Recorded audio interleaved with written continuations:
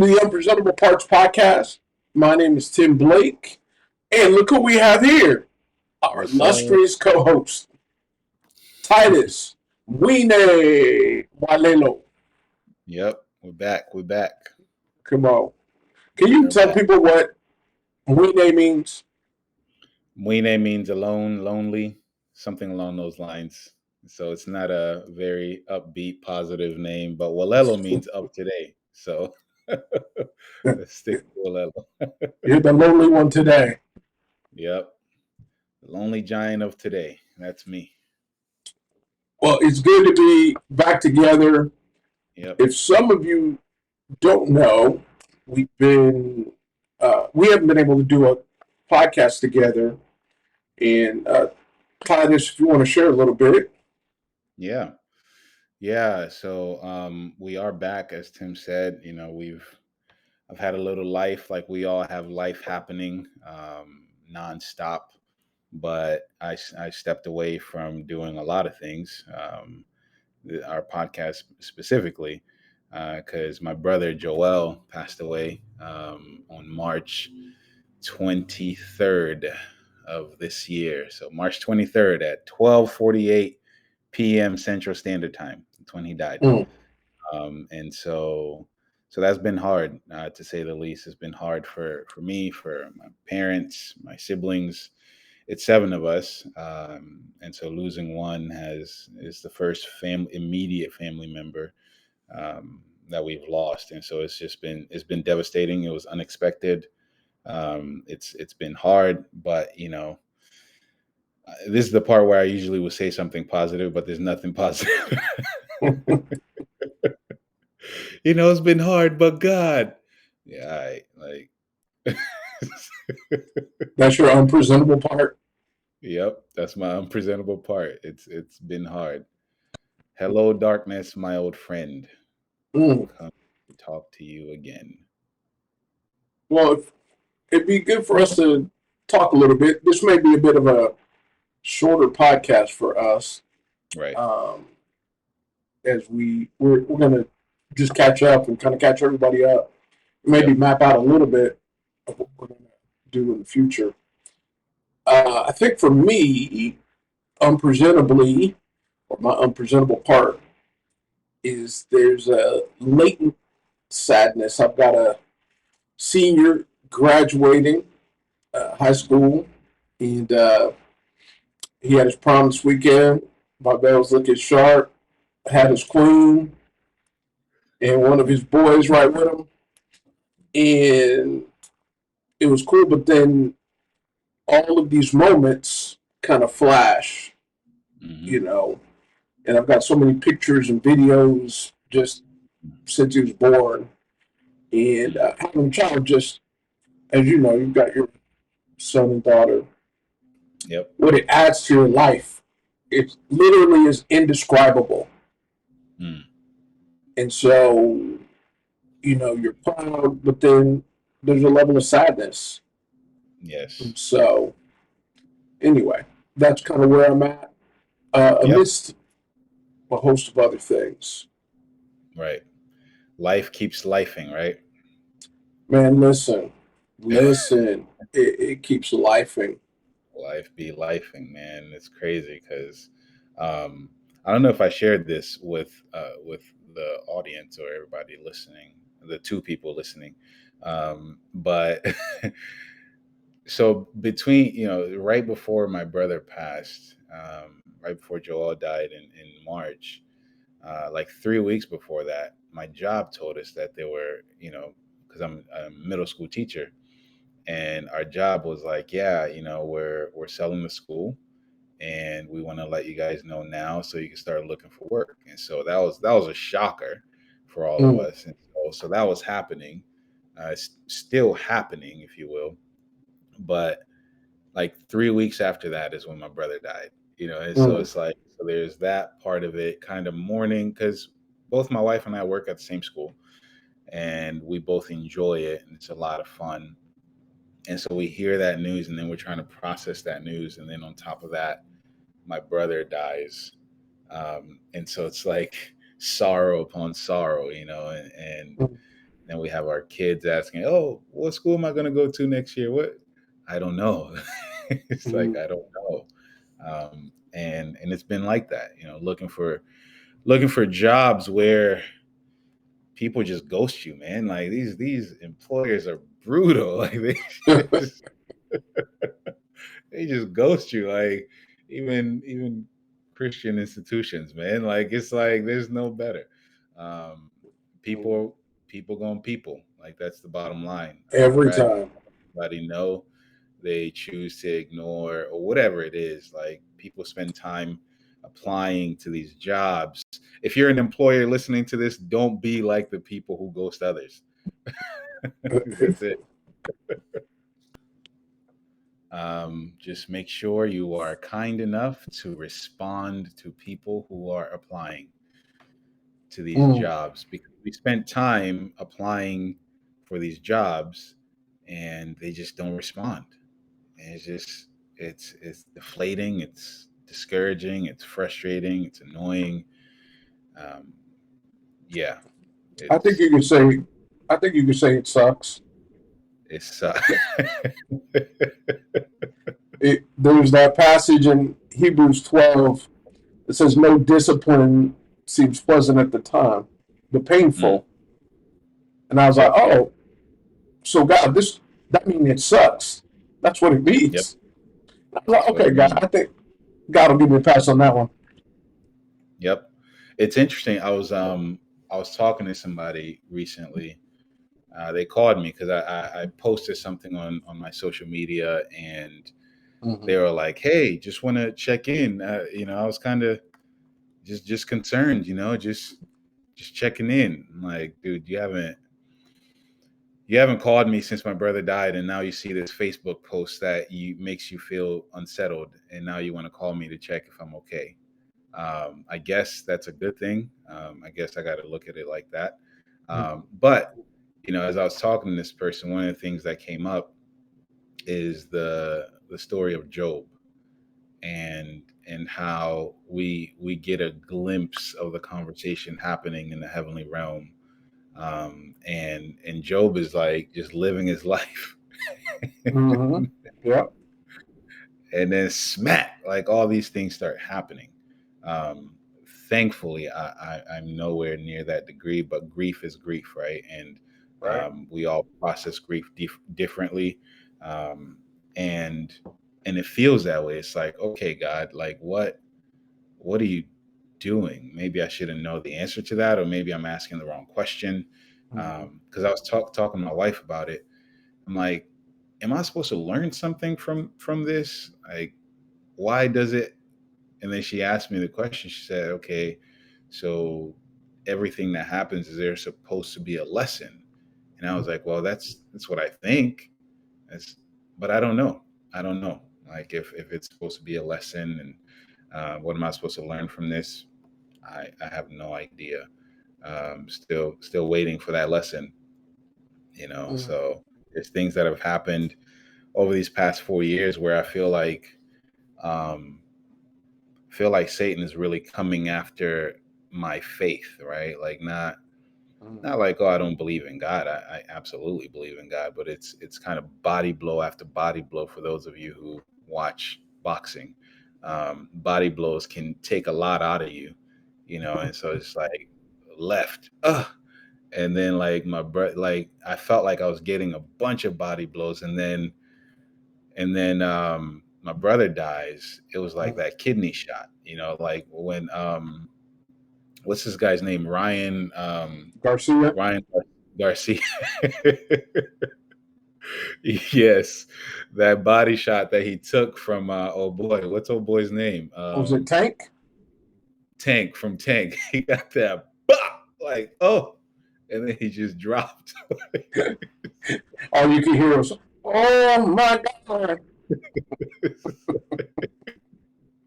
That's what it felt like, man. I'm like, my goodness, God, like, are you even listening, man? Like, are you are you paying attention to what's happening? And granted, I know like there are other people, quote unquote, have it worse. Yeah, yeah, I yeah. know that. Um, but this is the reality that I'm in. Reevaluating relationships, um, examining like, oh wow, there's this concept that one of my professors, John Mark Hicks, shout out to John Mark, he we're gonna try to get him on this podcast. We gotta get John Mark on this Oh, podcast, but you must. I really like him.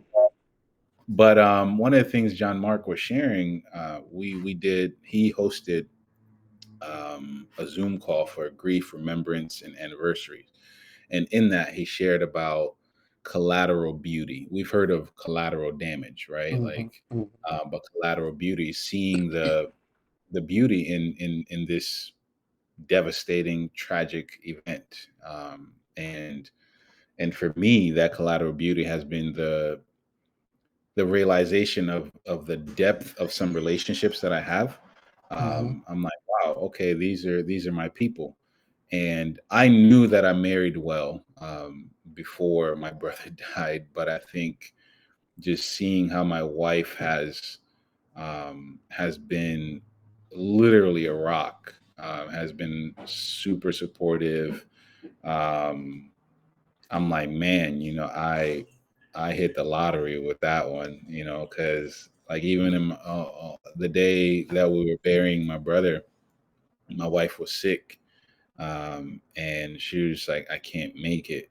But then she somehow mustered up the strength to take an hour drive with me because she said, I couldn't imagine you going through this day by yourself, Hmm. knowing obviously my family was going to be there, but she was like, I couldn't miss this. She could barely stand up, keep her eyes open, but she was there. She was there for Yeah. me, and so the collateral beauty is one of the things that I've seen through the tragic loss of my brother Joel. Yeah. I wanted to talk a little bit about that. Joel was the first loss from your family, like your immediate, Yes. Yep. and he was your older brother, right? 37. Yeah, he was my older brother, 37 years young. Mm. So yeah, And just 37 years. for some quick context before I do want to ask a couple questions. The just Hmm. you know, for some context for everyone, the school that Titus and Shayla work at is a private Christian school. So I know when you said Yes. it got sold, people are like, "It sold a public school." It is Florida. It is. It is Florida, but yeah, That's fun. it's a private Christian school, so smaller classrooms, tighter Smaller. staff. So it's a different dynamic. Yes. It's a lot more intimate. I only have 16 students, so it's golden. Yeah, It's yeah, yeah. golden. I know that I'm never going to have, I may not have anything like this again, but this was golden. It was great. Yeah. The Yeah, it's special, and so it makes it even more painful. Uh, Losing something you probably won't recapture in that. Yep. But you mentioned kind of this season, and if you don't mind, uh, Sure. Titus got to Florida via Nashville, where he Yep. worked in paid ministry, and let's just say that didn't end in a way that anyone would have wanted. Right. And so, though there's some lifelong relationships, God does God things, and so God used it. And there's a bunch of transition there, and so which got Titus to Florida, where he worked in the ministry, and things were great there for a year until things changed, and then Yep. things weren't great. So you stepped out of Right. ministry a year ago, right? Yes, I did. A year ago, April. My last official day was May 31st May of 31st last year. 23. Yeah, Yep. But and I turned in my letter of resignation like at the beginning of May.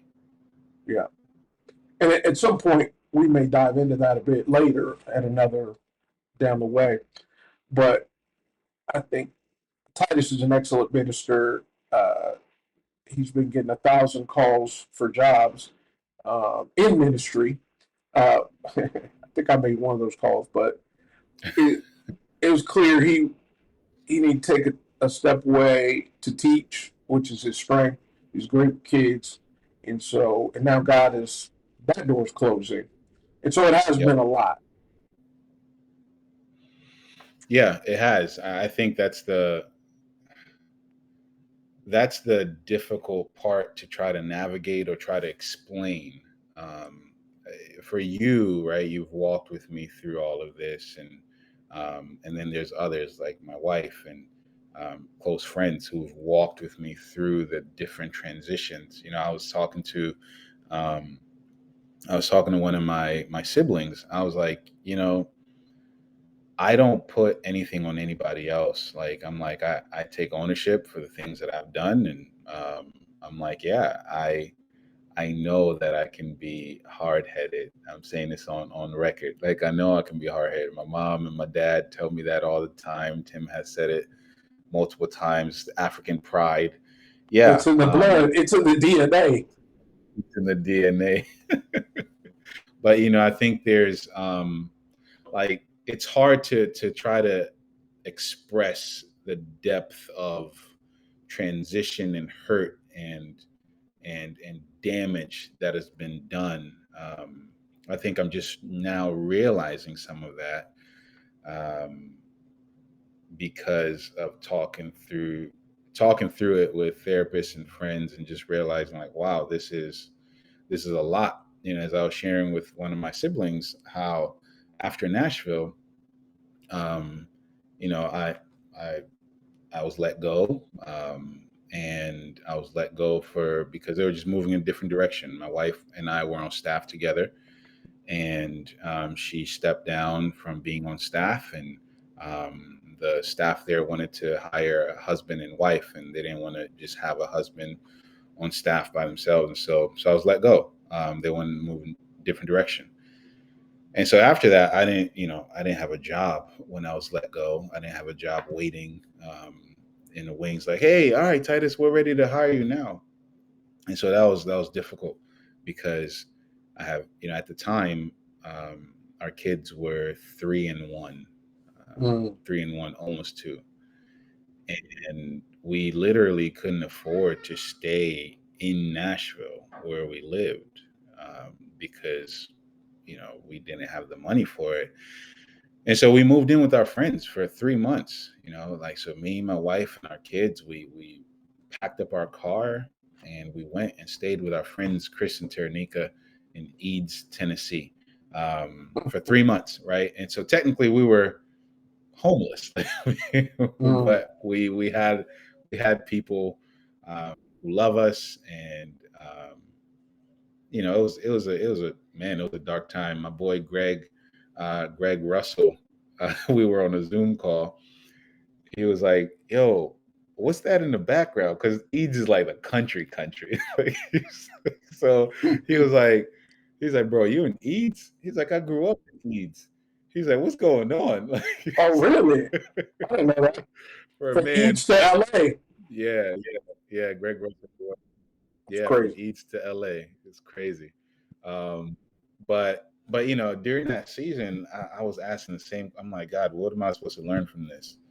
um, Maybe getting some skills to where if stuff like that happens again, I have something in my quote unquote back pocket, which Hmm. I got certified to be a trainer, and then I let that certification go to expire because I stopped training people because I was like, yeah, I need to focus on grad school and being Mm. a dad, and so it's been crazy, man. Like it's legit been crazy. But through all of And, that, Tim, like for me, man, it's good. no, no, I was just going to No, say, go ahead. I don't think people they may not know that you're also pursuing your graduate degree Yeah, yes, while I am pursuing my transitioning. master's in, yeah, all of that, all of that. It's so there's a lot of moving pieces. There are a lot of moving pieces, and um, I really am grateful. This is not just a cliche saying. I am grateful for the core relationships that I have. Mhm. I think through all of these transitions and challenges, um, I've been honestly, I've been able to ride the wave or the coattail of other people's faith. Mm. Um, because there have been times when I'm like, God, I just don't have it. I don't have it. Yep. And for a while I'm like, well, dude, you're the head of the household and blah blah blah blah. Like, get out of here. I ain't got it. Um, there are days where it's just I just ain't got it. Um, and so and it's been great to really experience what the Bible talks about being in community. Now, obviously, you Mm. guys are in Connecticut. We're in Florida, and then I have relationships in Alabama and different parts of the country.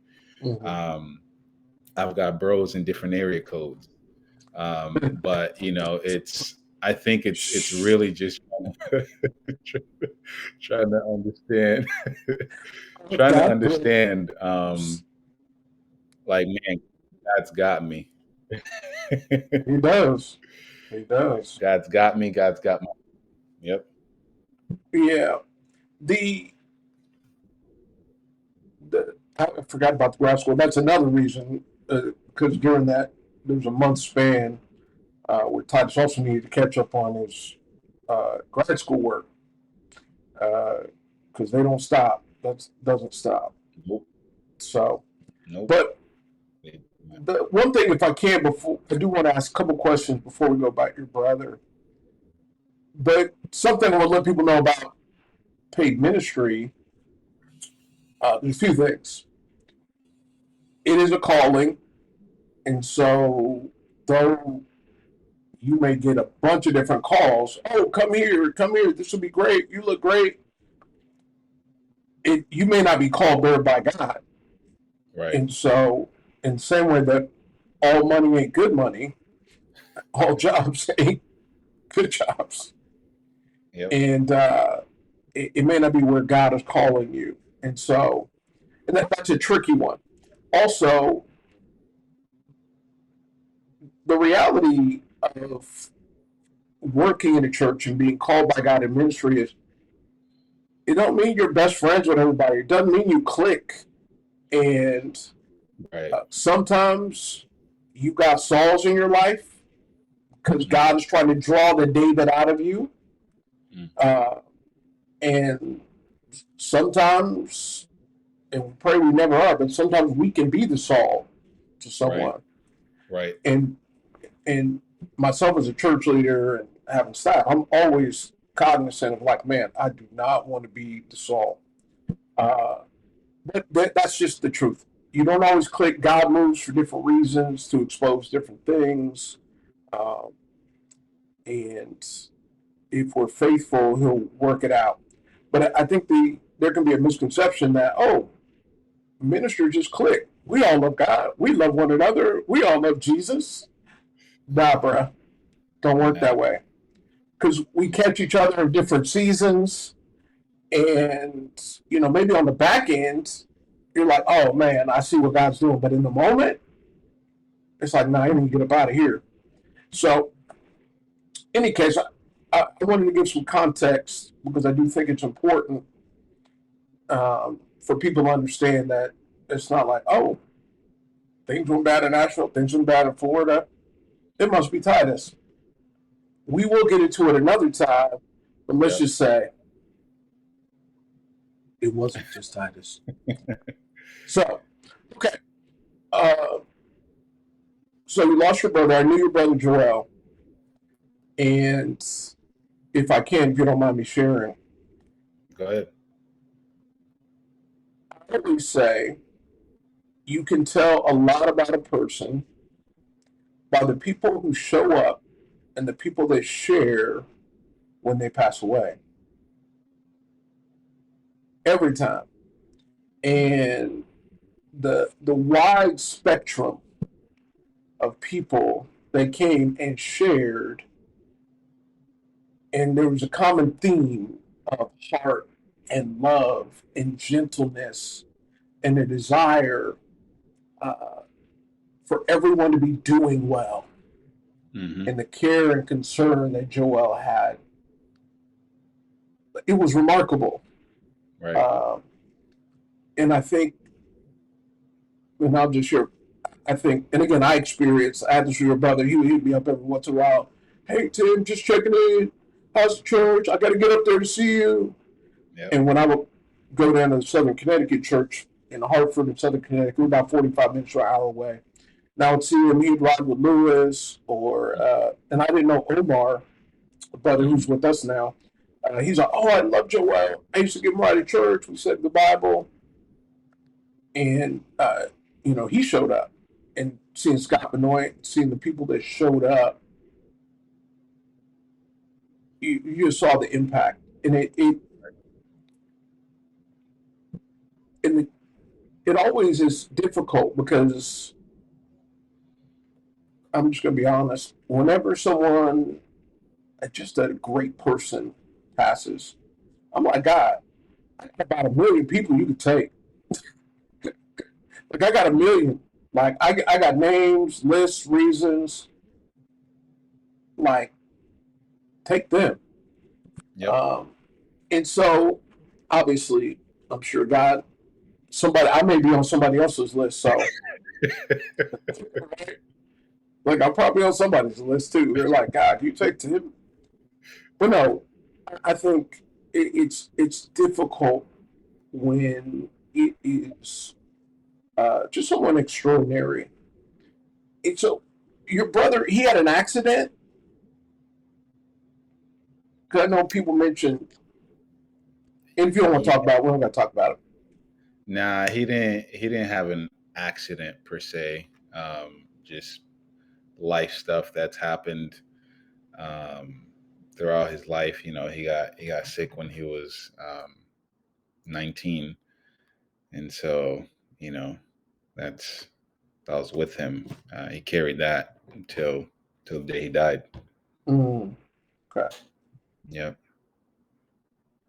And so you've been dealing with the grief, and we just went through the series of views from the valley. And I think Hmm. you would describe this time as your valley period, valley season. Yeah, I would absolutely describe this as a valley season. I think somebody built the house for me here, but I'm trying to sell it so I could get out of here. You're supposed to pass through the valley, not take Right. up a residency. Yep. Yep. Yeah, or what? I know we talk relationship things, but as far as you and God, what's been kind of some of the struggle? Mm, that's a great question. I think the first one is prayer, trying to reconcile what is prayer. What Mm, is it the quantity or the quality, right? mm, Of prayer. When my brother was in the hospital in the ICU when we initially got the call, we were praying. We're praying. I'm praying. I'm asking people to pray. I mean, I got so desperate. Like I put it on Facebook. I'm like, hey, we need people to pray. mhm, And so, and I know people were praying, but it seems like not. It seems like the answer was no. The answer was no because we were specifically praying that Joel gets healed. We were praying that Joel gets out of the coma. We prayed for those things. I mean, my mom is a praying woman. Like this is what I know about my mom, my parents. mhm. She was praying, crying, pleading with God, and nothing, nothing. So Yeah. so I started asking the question after Joel died: Is what's the point? Different people have different perspectives. Mhm, What's the point, God, if you're just going to say no anyway, and you got this 300-pound 50-year-old walking around looking unhealthy, yet my brother is over here dead. Like, all these thoughts went through my mhm, mind. Like, and talk about your list. Um, And so I struggled with overweight people for like the first few weeks that Joel died. Because every time I'm like, how, God? Like, he was healthier than this person. You know, Mm. like, why would you? And so the prayer part, so wrestling with that, trying to learn how to pray again, um, like trying to learn like what does it mean for me to actually pour my heart out to God? What is the purpose? And obviously, it's not a new question that I'm asking, right? There's Yeah. tons of literature on it. There's theologians and philosophers who've had asked the same questions that I'm asking, and so it's just, when the space is there, when I create some space, I might enter into that space and actually deal with it. For now, it's like I'm just trying to put one foot in front of the other. But yeah, like one of the main things has been prayer. Really, Mm. just wrestling with God, with the idea of prayer. What does prayer look like? What happens when God says no? Um, like, I still trust Him. Do I trust Him with everything now, or do I pull back a piece of my heart because I feel let down and disappointed? Mm. So those are some of the things that just wrestling with God. That's it's it's really difficult. It's a maturing part of the faith, and it's amazing when you go through things how scriptures come alive, right? Mhm. And I remember reading Acts 12, where, and I think I shared this with you, where Peter and James were in prison. James was beheaded. The Mhm. congregation, they were praying. He was going to behead, I think it was Herod or whoever, was going to behead Peter. The congregation prayed fervently. An angel comes, releases Peter. He comes to the house. He's knocking on the door. Woman comes in, says it's Peter. She don't even believe it. When it says something about what you pray for, what you actually believe. Mm. And so he comes to the door and he's like, I think it's his ghost. Then he keeps banging. He comes in and they're amazed. But my thing was always, what about James's people? Right, How did they feel? right, They prayed. They called out to God. They were faithful. right. And and imagine them in that room, maybe battling with God. They're praying, and who knows where their faith will. I'm speaking. I'm putting myself there. I might be praying, but like God's gonna do what He's gonna do. And then Peter shows up, and you're like, God, but James, he helped me with my faith. James did this. You're going down your list of all the great things that James did, and you're like, well, God, why Peter, and why can't it be reversed, God? Peter got to walk on water. You can't take that away. But James, and so that always, when I read that, it it changed the way I looked at things, and I think that's a struggle. That's a real legitimate struggle. Um, but what I was gonna say is, we talked about the God piece, and I think you learn. I think you were quoting at the beginning, "Hello, darkness, my old friend," and I think you and I both talked about Psalm 88, Psalm 88.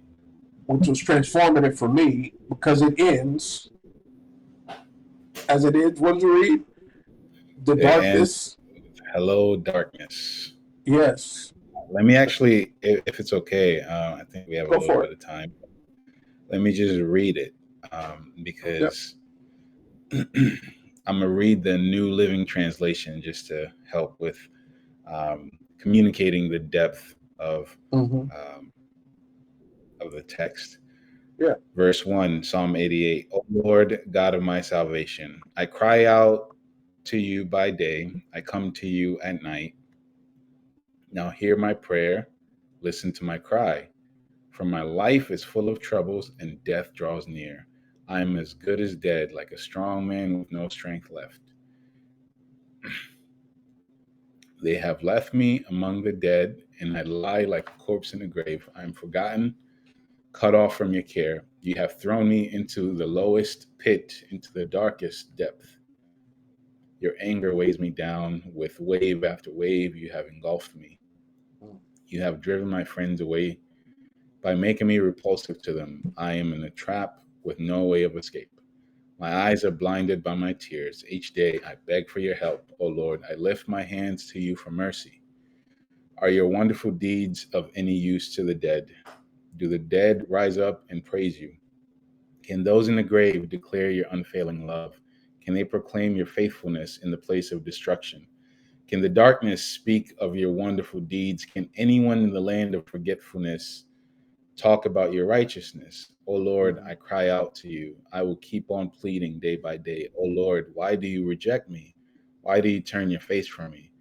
I have been sick and close to death since my youth. I stand helpless and desperate before your terrors.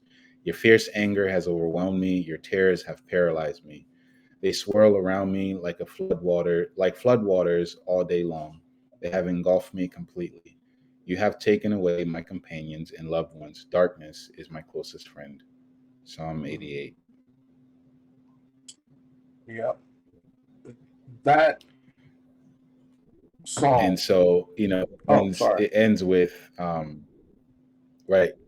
No, what I was saying, like the way it ends is like, yeah, you've taken people away from me. It feels that way at times. Mm, Like, man, darkness is my only friend right now. And mm,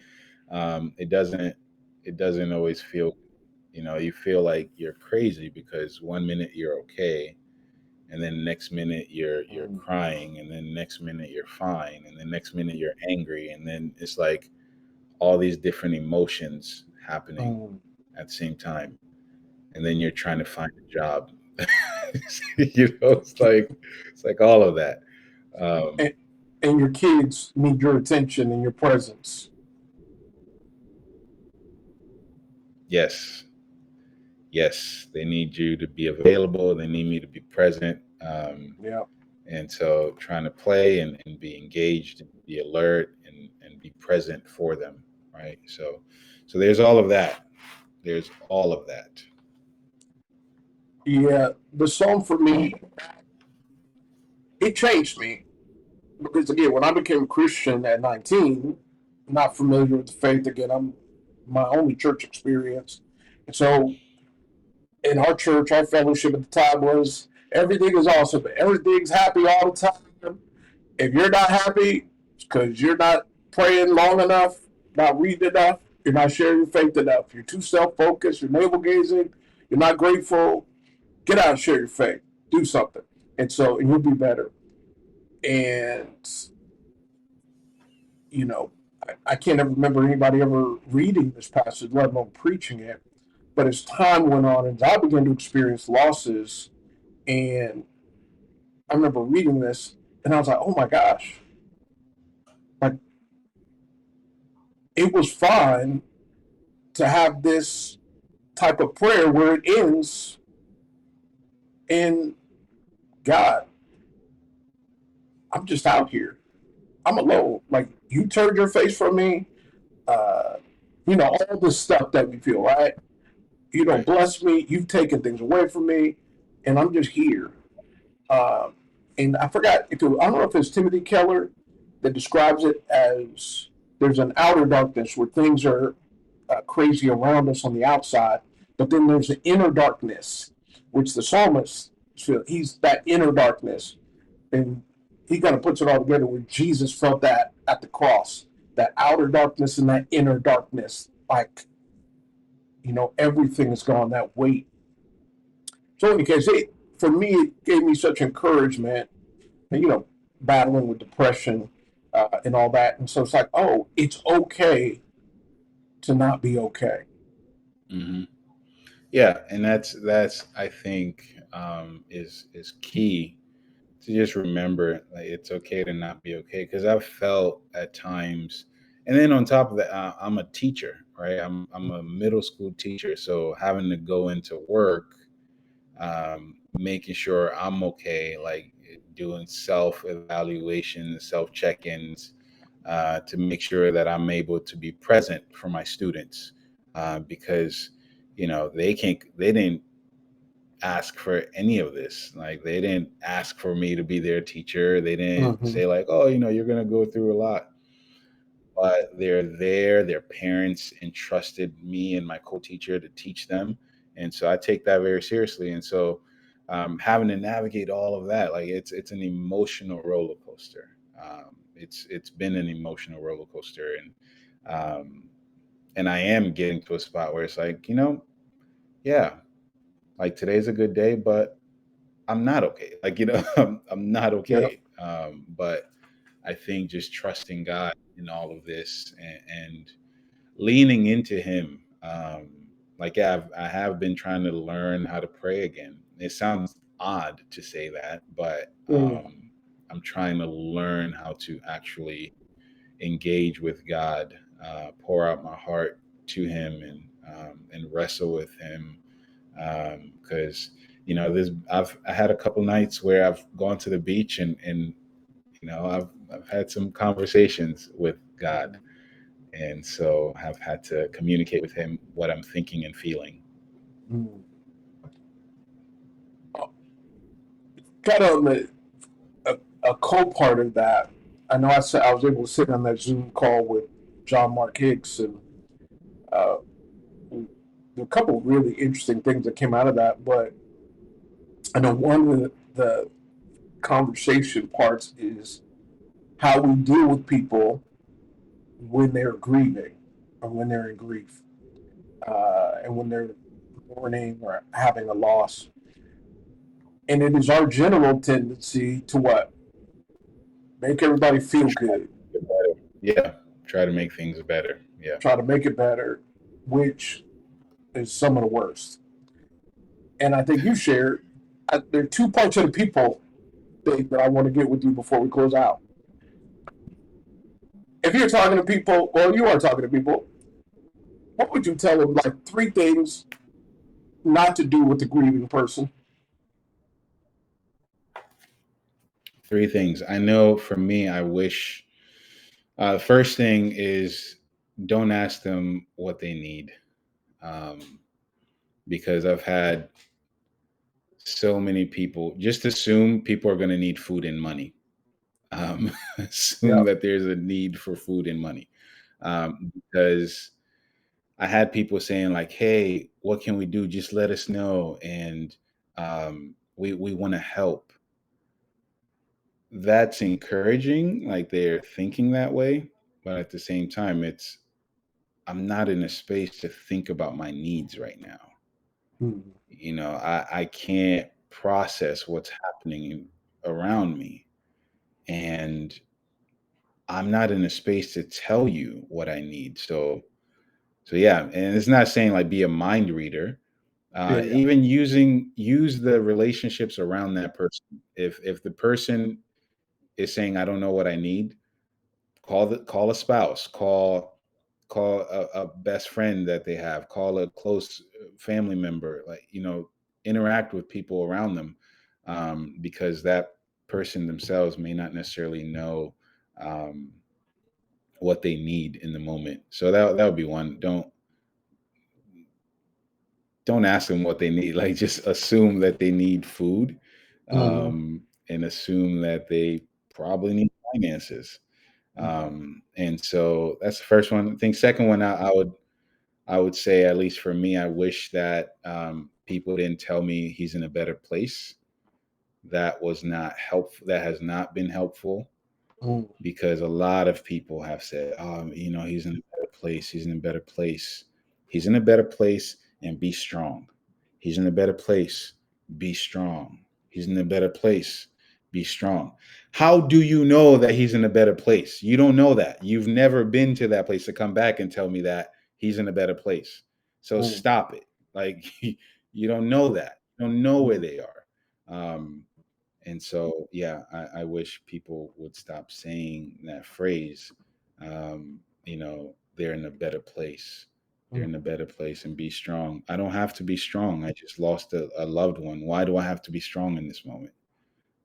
Why do I have to be strong right now? Like I just lost somebody that I love. Um, why do I need to be strong? And so I think those two for me were really important. And the third one, I think, is reach out, initiate, and don't take it personal when somebody doesn't respond, um, who's grieving, because it really is overwhelming. Like it really is. To think through, like, man, let me call these people back. I may call one or two people back, and that's what I can do for that day, or I might text them back. Yeah. um, because again, for me, I didn't have the emotional bandwidth to engage in those conversations and try to, because there were times when, there were a couple of people that I hung out with, um, early on, that I felt like, oh, I need to be okay in order for them to be comfortable. Like that's what I was thinking. Like, oh, Yeah. like, let me be regular old Titus, making jokes and making things light. But I'm like, no, there's nothing to joke about right now. Yeah. There's no joke for me to make.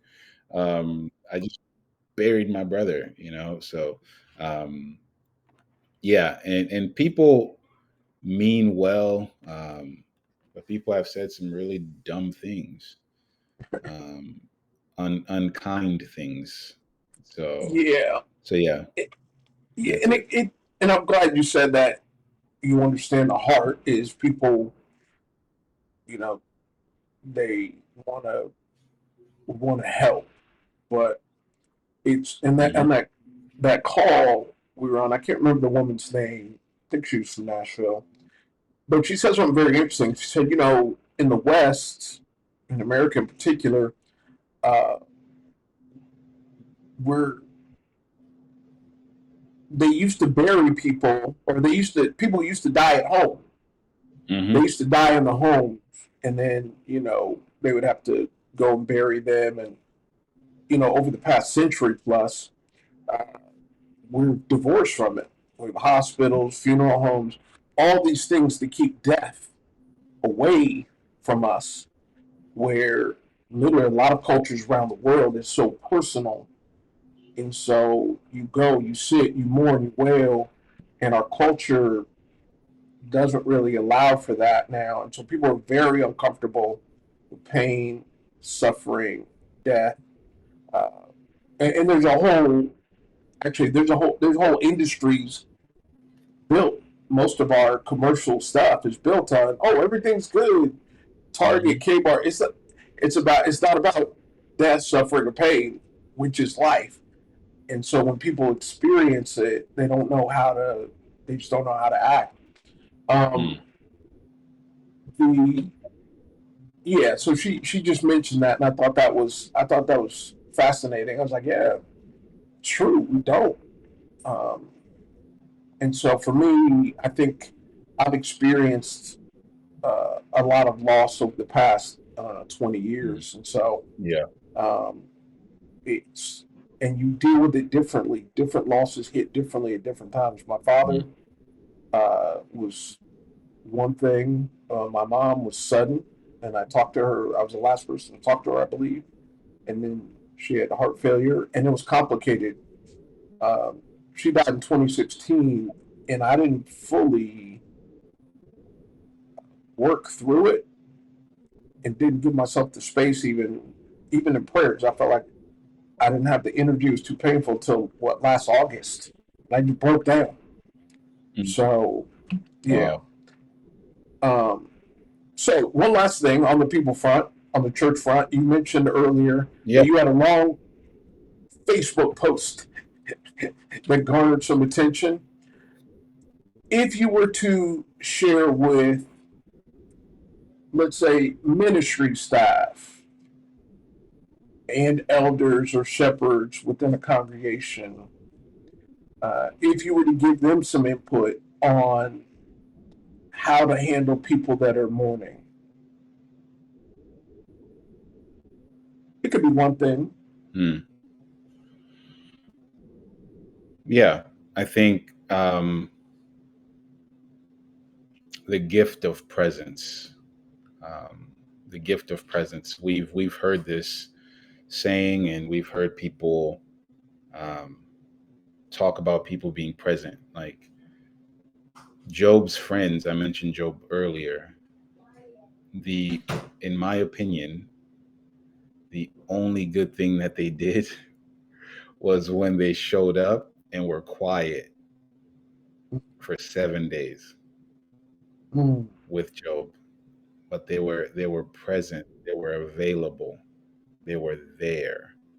It all went downhill when they started talking, but I think just the gift of presence, just as a shepherd, read as a shepherd, read Ezekiel 34. Mm. um and I think I would just, any shepherd, any staff person, if you have a member in your congregation who loses a loved one, show up. Even if it's like, hey, I'm at the door, I dropped some food off. Show up, show up. There's Just show up. That's, if there's nothing else, there isn't anything else that you get from this. Show up, whatever that looks like. Show up, even if it's just, hey, I know you don't want to see anybody. Um, I left you a card at your door. I'm praying for you. Yes, we know you're praying for us, but physically show up. Physically show up. Just text and call. Physically show up. Like, bro, I know you don't want visitors. I just want to stop by and give you a hug. And I'm heading out. Like something. Just show up. Just show up for your people. That's it. Yeah, I appreciate that. It's in leading a church now, and well, being here in Hartford for 17 years, leading a church for the past, I don't know, 7 years. That is one of the things that I have learned is you just stop by. I don't ask for permission. I just go, and I'll read the room. I don't need to stay long, but I got to know. The There's a brother recently who lost his son, and one of the Mm. elders and I needed to go uh, kind of inform him that his son had passed. And I showed up, and honestly, I didn't say a word. I stood there, I cried as he was given the notification, and I just stood there, just there. Um, and then that's one of the most important things. I'm glad you said that. I just learned how to shut up, just shut up and be there. And um, it is uncomfortable and it's painful, especially if you have a relationship. It's not just congregants. It's like, no, this is my brother, this is my sister, and they have lost a part of them. I know for you, bro, Mhm. it's been a lot. You know, uh, you've never lived in a world without Joel, Nope. and it's different. The Yep. You hear things differently, you see things differently. There are things that just don't matter as they did. Yeah. Um, there's a great quote actually, if you don't mind. It's and I may give the attribute the I may attribute it in the notes, but it's I believe the saying goes, uh, "Some things can only be seen through eyes that have cried," Mm. and Mm. it's true. Um, Even though it's painful and it hurts. And last thing, everything's not a celebration of life. In Acts chapter 8, Acts 7 and 8, Stephen was martyred, and it says, godly men, they took his body and they mourned for him deeply. Mhm. And so that whole idea of, oh, we got to celebrate. No, no, no. Sometimes the message hurts. And I don't care where your faith is, where the person spiritually was, it hurts because they are no longer here. Yeah. And you love them and you value them, and a piece of you is no longer there. It hurts. Yep. So, but, hey man, I love you. I appreciate you being willing to share. Yeah. Love you too. And just for everyone, we're figure out the timing. I do have a couple other kind of things set up, so there will be podcasts. I know the Eve edition will be going, uh, and so as Titus is coming in his last week and a half of work, and there's going to be some transition, and starts a new semester of school. We're going to figure that out. So you may have some new interviews and things like that, but we'll work it out. Okay. Yep. Awesome. Love you. Grateful Awesome. Thanks for joining us, guys. Yes, thank you. And please subscribe, like, rate, review, and we'll see you next time. Deuces.